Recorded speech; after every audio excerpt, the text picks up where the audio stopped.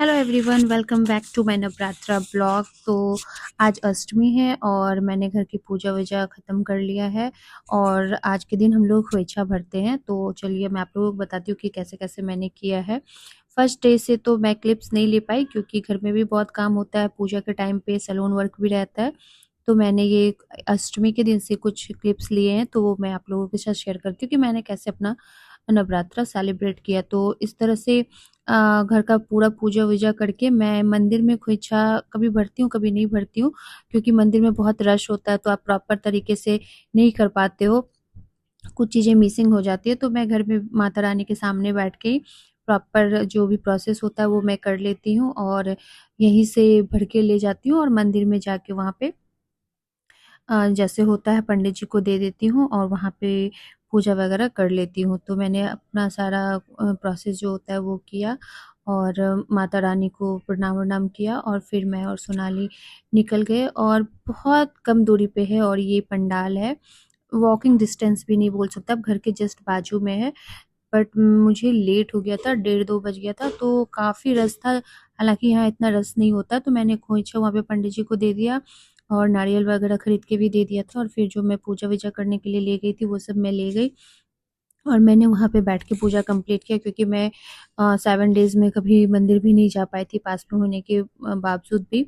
तो जो भी था मैंने सब उस दिन ही अच्छे से पूजा-वूजा कर लिया और प्रसाद वगैरह अंदर चढ़ाने नहीं दे रहे थे। मैंने जैसा बोला कि रश बहुत था जिसकी वज़ह से बहुत सारे रूल्स रेगुलेशन उस समय लागू कर दिया गया था।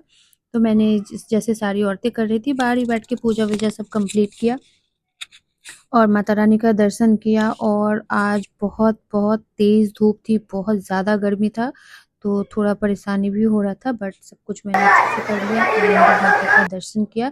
और आज नेक्स्ट डे नवमी है, मैंने पूजा कर लिया और सुबह-सुबह उठ के मैं खोई सबसे पहले पूजा करने के बाद खोइछा को प्रिपेयर करके रख लेती हूँ, क्योंकि जितनी भी कन्याएँ होती हैं वो रुकती नहीं है, ना मिलेगी आपको जल्दी से और ना ही रुकेंगी क्योंकि उन लोगों को बहुत घर जाना होता है।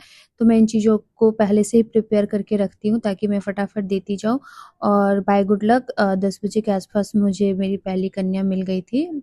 तो मैं इस तरह से जो है जितना हो पाता है, जितना मुझे समझ में आता है, मैं प्रोसेस करती हूँ और सारी कन्याओं को मुझे एक साथ 9 कन्या नहीं मिली थी, वन बाय वन आते जा रहे थे। मिली तो काफ़ी थी, 13-14 कन्या हो गई थी बट एक साथ नहीं मिली थी, सब वन बाय वन ही आ रही थी। तो थोड़ा परेशानी ज़्यादा हो रहा था क्योंकि 5 कन्या मिलने के बाद मुझे बहुत टाइम वेट करना पड़ा था। अपनी बालकनी में खड़े होके कन्याओं को देखना पड़ रहा था।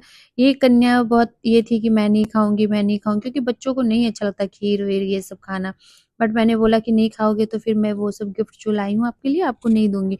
तो फिर वो खुशी-खुशी खाने को राज़ी हो गई और खुद से खाया भी। ये आप अभी आप देखोगे कि ये कितना खुशी-खुशी खा रही थी। फिर जो भी खोइचा-वोइचा है आप देखो कितने अच्छे से मैं बाँध-वाँध के भी रख ली थी और 1-2 जो रह गया था जो बढ़ती जा रही थी तो फिर मैं बाद में भी रेडी कर रही थी क्योंकि 9 कन्याओं के लिए मैंने रेडी किया था जैसा कि मैंने बताया और बहुत बढ़ती जा रही थी और एंड में मेरे पास ऐसा हुआ कि खोइचा का दुपट्टा भी कम पड़ गया था तो फिर मैं जैसे-तैसे मैनेज कर रही थी।